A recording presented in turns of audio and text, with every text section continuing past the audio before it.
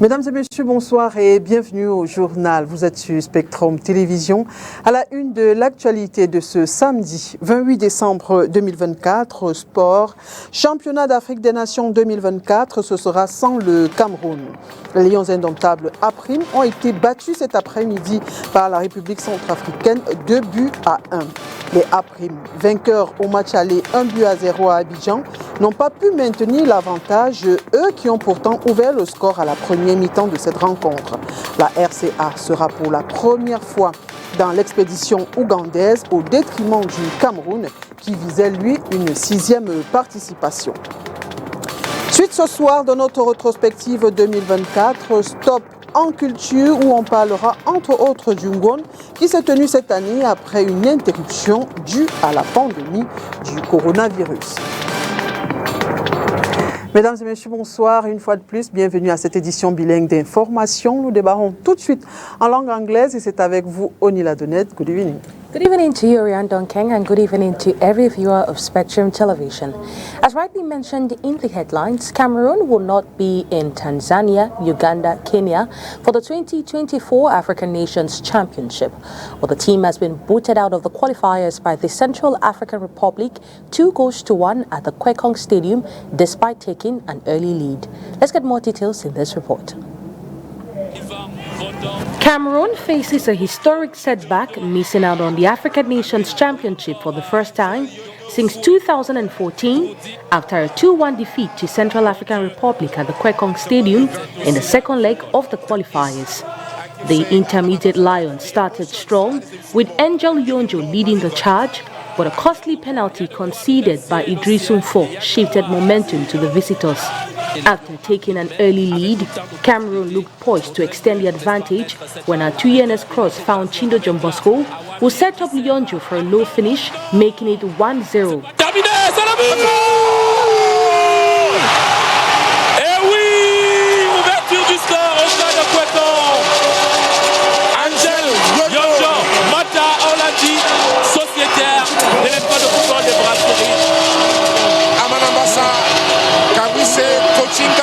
However, just 10 minutes later, Central Africa capitalized on a defensive error, earning a penalty converted by Melki Jirede. For the Wild Beasts, scored by Melki Jirede Dokumanji Doni Jesse number 8. Amanambasa, we have a few minutes to go for the first segment of this game. Mais avant de partir, du moins prendre la pause et la joie de Sébastien. In the second half, the Wild Beasts ramped up their intensity, and with just 4 minutes left in stoppage time, Yena Seya broke through a disorganized defense to score, sealing Cameroon's fate and dashing their hopes of qualification. Africa! Ici, oh my God! À Kwekong. 4 more minutes to go. Oh my Jesus! This disappointment adds to a challenging year for Cameroon football across all national teams. Disappointed over today's outcome, Coach Saw simply says he and his team could not have imagined this outcome as qualification was closer than ever following their 1-0 lead over there in Abidjan in the first leg. I don't have any message. It's just a disappointment. Disappointment to myself, and disappointment to those who gave me this opportunity. Had confidence in me. So it's a very, very big disappointment. We thought about everything except this. So we are out to think about the future now. For now, we have been out for 1 month preparing to qualify. We left our families. We thought that going back would be with celebration. But going down with disappointment, it was a very big disappointment. Being booked out by the Central African Republic is a very, very big disappointment. So for now, I can just, as I said, I'm very disappointed. Disappointed for myself and for those who entrusted me. On to this human interest story. Tonight we meet a skilled craftsman breathing new life to old engines by turning them into ducks. Let's get this report as filed in by Christella Sexuelle. Donc avec ça, on donne une seconde vie au vieux réservoir de moto. Unlike the ordinary dirk you find picking around households, here we have artistic ironworks which have been beautifully and carefully sculpted into dirks by an ironwork craftsman. A couple of recycled irons, plus damaged reservoirs gotten from unuseful motorbikes, this creative mind assembles those objects and transforms them into these amazing ironworks, which he exposes for sale in his workshop. Ici, c'est à peu près notre showroom. Oui. Là, ici, vous avez des canards. Et ici, on veut donner une seconde vie aux vieilles pièces de moto. This is our showroom here. We have dirks, where we want to give a second usage to these damaged motorbike reservoirs. We have different types of dirks, the male, the female. We try to respect the original creatures which we create. Au vieux réservoir de moto, le mâle, parce que généralement, chez les canards, les mâles sont toujours plus grands. Donc quand nous on fabrique même les animaux, on respecte tout ça. On s'assure. Specialized not only in the creation of dirks, this craftsman also creates a variety of decorative designs of birds, which he seems to fancy. With this, he uses a different other metallic object and irons from those he uses to create the dirks. Ça, c'est le pélican.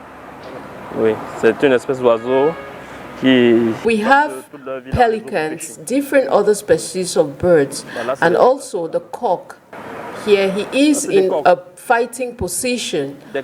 You know, cocks like to fight. Donc ça, c'est un coq qui est là en position de combat. Vous savez, les coqs, généralement, c'est des animaux très agressifs. Genius in this art, which he says has been exercising for quite a while now and enjoy doing it. Après une interruption due à la pandémie du coronavirus, l'Ongwon, festival du peuple Bamoun, a été célébré cette année du côté de Fumban. Un peu plus au centre, les rythmes bantous ont pris d'assaut le complexe artistique de l'Ada, c'est à Kouaban, devenu officiellement le temple du Bikoutsi. Je vous propose à présent de suivre la rétrospective Culture 2024, c'est avec Henri Ngui. L'année 2024, dont l'outro se fera entendre dans quelques jours, a joué sa partition sur le plan culturel tout en soufflant le chaud et le froid entre silence et combinaisons de sons parfois dissonants. Les industries culturelles et créatives. Le secteur a bénéficié du concours de valorisation des initiatives culturelles et artistiques des jeunes pour la consolidation de la paix initiée par la Commission nationale du Cameroun pour l'UNESCO.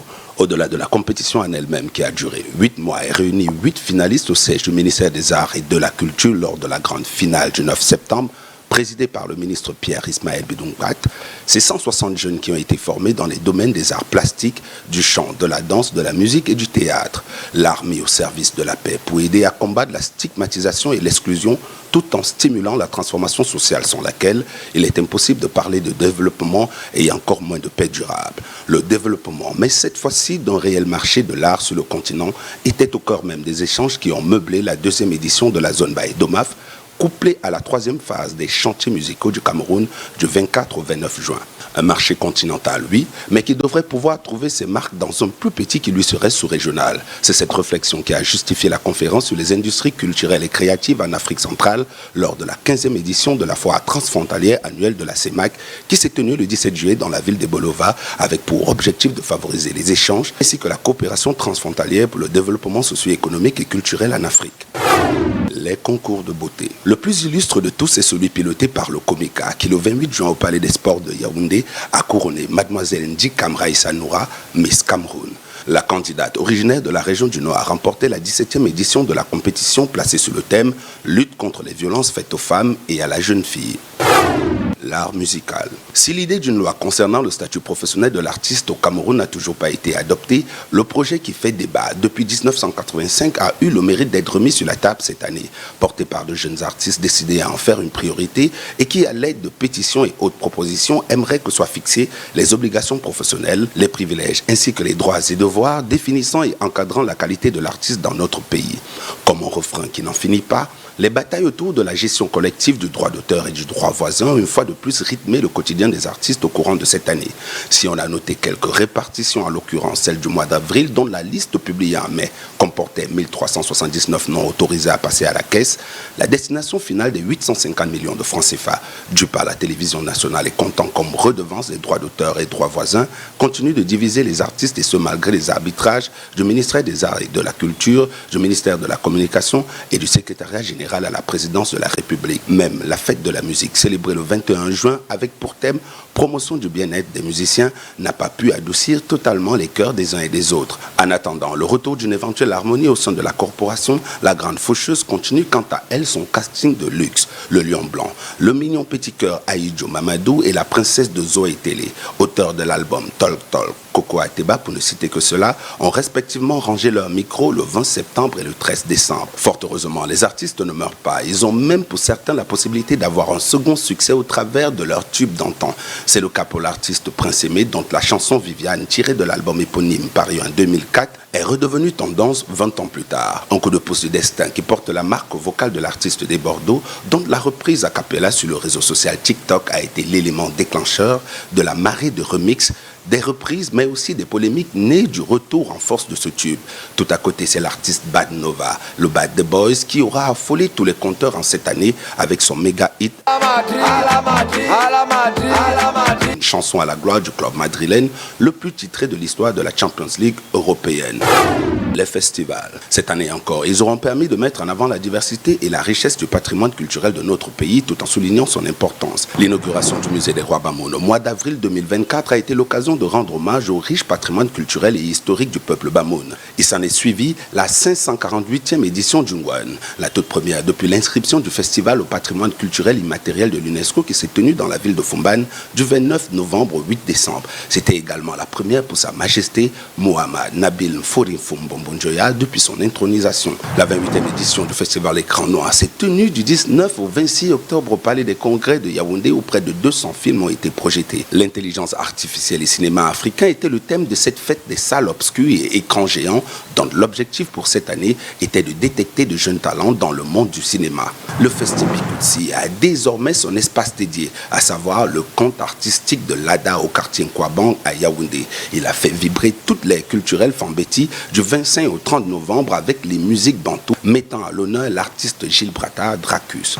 La ville de Douala, dans la région du littoral, a vibré à la cadence de nombreux festivals. Le festival Nsa, marquant l'ouverture du peuple bassa vivant sur les berges du Vouri au monde, s'est tenu du 26 février au 2 mars. La maison du parti à Bonanjo, quant à elle, a abrité du 11 au 16 novembre la toute première édition du festival All Cassava qui a mis en lumière l'importance du manioc dans l'économie nationale tant sur le plan de la gastronomie que celui de la pharmacopée africaine. Le pas de derrière qui suit toujours le pas de devant était le thème de la 13e édition du Douala Music Art Festival et ses scènes mobiles répandues dans 5 sites de la ville où se sont succédés artistes locaux et internationaux du 14 au 17 novembre.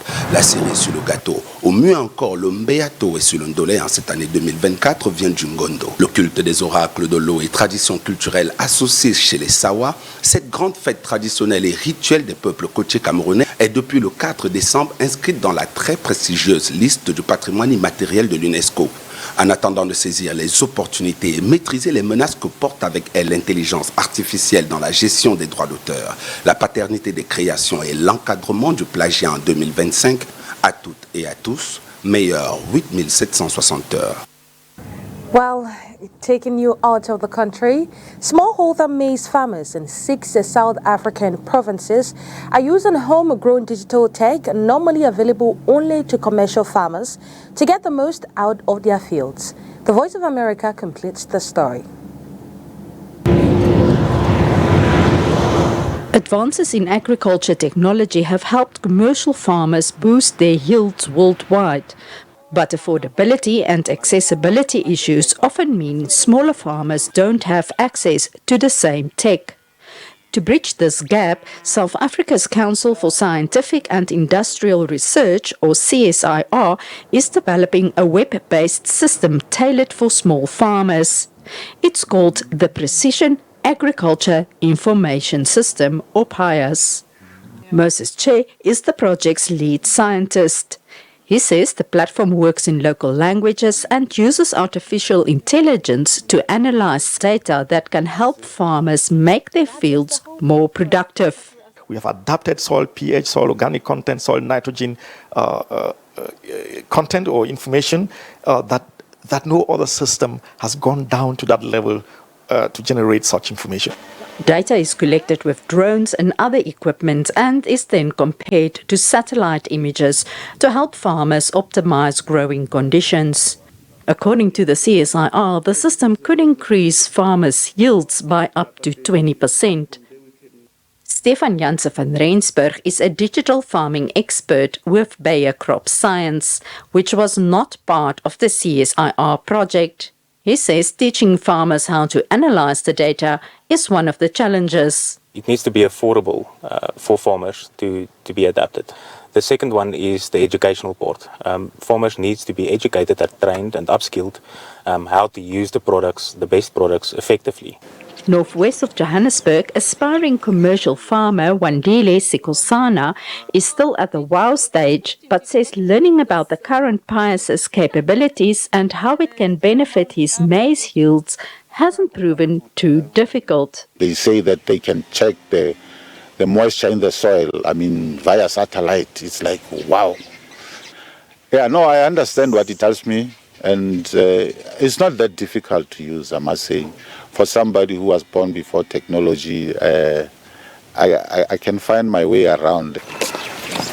As Sikosana and his team rush to plant the last seeds of the season, he says he is hoping to use the pias data to help him choose the right fertilizer for better yields next year. Marise de Klerk, VOA News, Magaliesburg District, South Africa.